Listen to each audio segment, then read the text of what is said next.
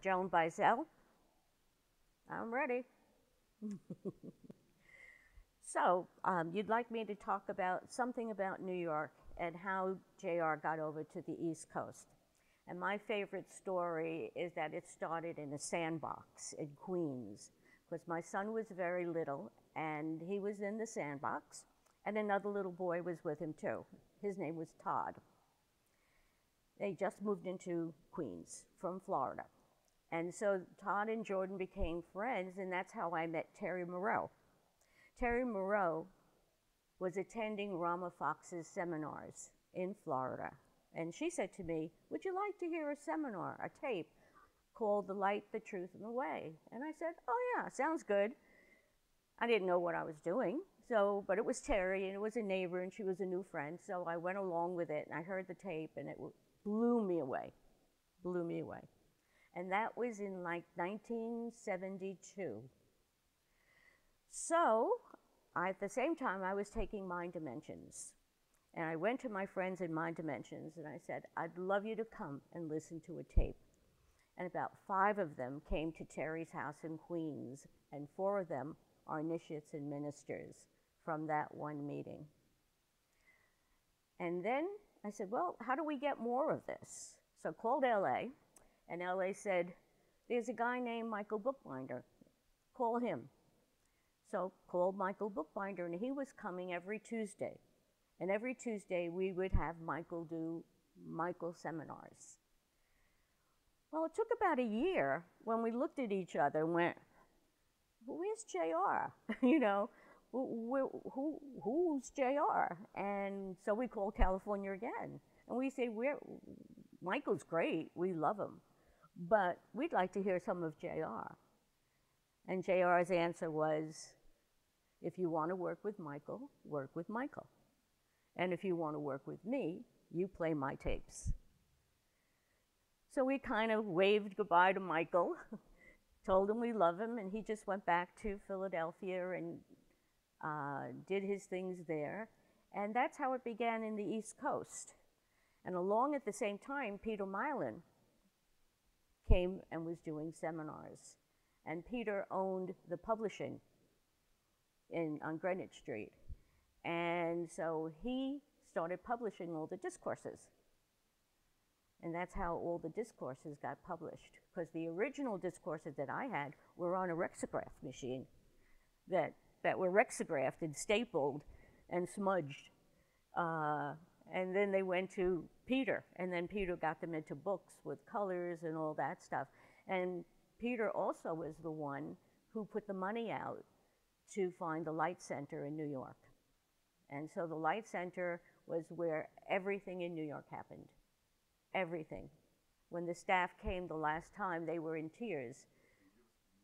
Oh, I guess it was I got ordained in 74. I was a latecomer because of Michael. I wasn't doing JR, I was doing Michael. About 1974. And the Light Center came into being, and JR would hang out in the Light Center. And we'd make lunch. 365 Canal Street, and JR in New York City, in Soho, which is now very trendy.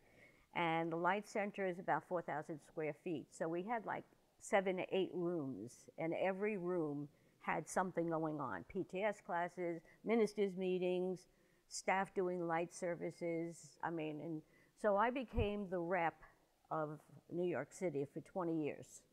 And for 20 years, I booked all the appointments and did all the things when the staff came in, all the organizing and all. And that was great learning and a lot of fun, you know, and I'm still scheduling light services to this day, yeah. So I'll give you a funny story. You know, JR loves to tinker with stuff. He loves gadgets. He loves going to electronic stores. So Jordan at that time was about 15, and he used to hang out in an electronics store on Canal Street. And he sees JR walk in, and he goes over to the speaker, and in a muffled voice he says, "Mystical traveler, paging the mystical traveler."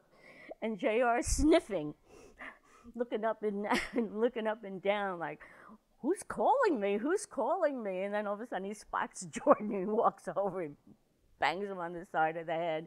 But we had a lot of fun like that. You know, JR would always come and have lunch with us, hang out with us, you know, and the staff grew up, actually. The staff all grew up on Canal Street. So it was great fun. And the first seminar we had was in an elementary school. We had quite a few people came to that. And from that point, almost every year, JR came to New York.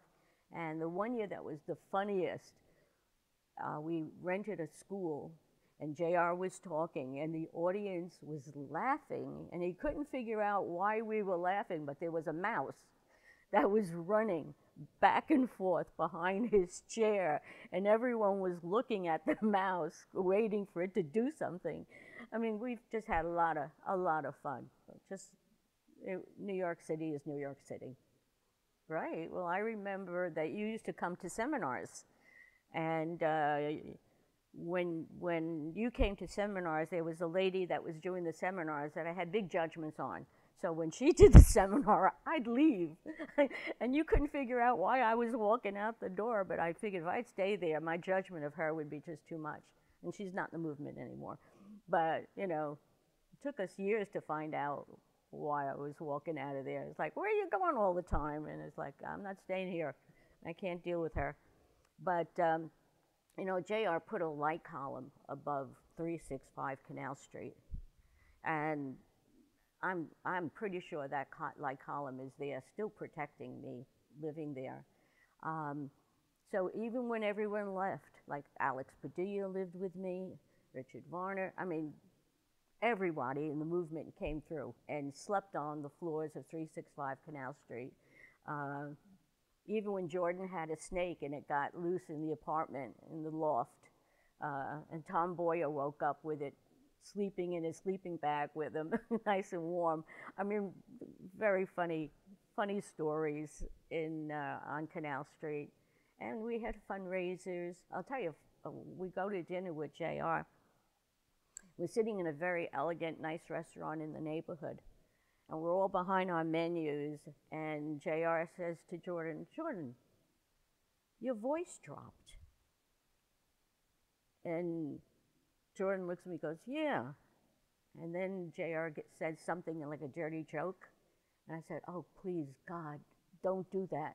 JR, don't do that with Jordan. And Jordan matched him, dirty joke to dirty joke to dirty joke, and the staff and everyone sitting at the table were like waiting to see who was going to outbeat each other on the dirty jokes, and it was fun. JR was just a regular, normal guy that, you know, accessible, loving, and true to who he was. What was did you have experiences with him eating out at food? Oh yeah, yeah. I remember we went to a restaurant and it had duck on the menu. And so Jordan was there. And Jordan goes, I want duck. The waiter comes back, he says, sorry, there's no more duck. And Jordan said, but it's on the menu.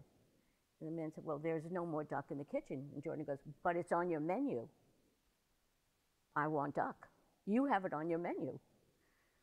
Jordan could be obnoxious. And the waiter goes back, and obviously he took it from someone else because Jordan got duck. And JR said, don't worry about him. He'll be fine in this lifetime. I mean, it was just going out and eating with JR, and especially a lot of fun.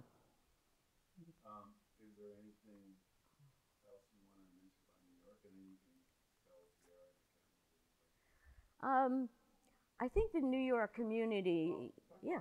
How did all that culminate to 9/11 and then after?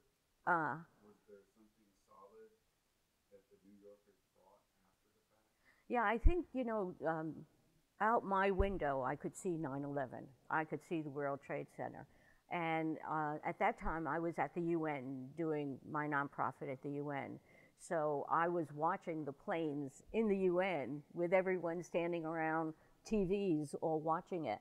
And I was walking home when everyone was walking away from the trade centers. And And you know, it was quarantined. It was quarantined for about 1 mile from around a circle of the World Trade Center. And the only way I could get home was to show my license, because there were no buses, no trains, no stores were open. It was a dead man zone. And, and the smell was pretty horrendous for a long time in New York. But JR went down there, and we had 2 of our ministers right down on the ground with the firemen and with the construction workers. They ran down there to help, and other ministers were, you know, getting together to do light columns and walk around the area and plant light columns around 9/11. And then, of course, you know, John came and did the blessing, and we had almost like 75 people who came and with John walked around and blessed the area. And JR was there right after 9/11. He got on the ground, you know, with his construction hat and all that. And there's a video of it, yeah. And then somehow he got on the ground and got to see it all before it was even started. The smoke was still going at that point. So, yeah, I think 9/11, you know, I always say it can't happen anywhere else. Only New York. Yep. I think New York has bounced back, as you know. We bounced back, and that's the key word. We bounce back. You know, and we're tough. We're tough birds. So it only could happen in New York, you know. And look what happened. We have a beautiful memorial. It's really very beautiful. And the museum just opened. I hear it's magnificent. Is the building higher than No, but the spire. There's a big spire on top, which lightning just hit last week. Yeah, there were pictures on Facebook of lightning hitting that aerial. But that aerial makes it the same height, but the building itself isn't, yeah. And that aerial changes colors, so it makes it pretty. It makes it look pretty. Tell JR what you like him. Well, JR, I'm so grateful for everything you've done. And I love you. And I wish you well, and you know that you're always in my heart, and God bless you. I'm putting Robert Wagner in the light, and I'm putting so-and-so, all famous people they're putting in the light.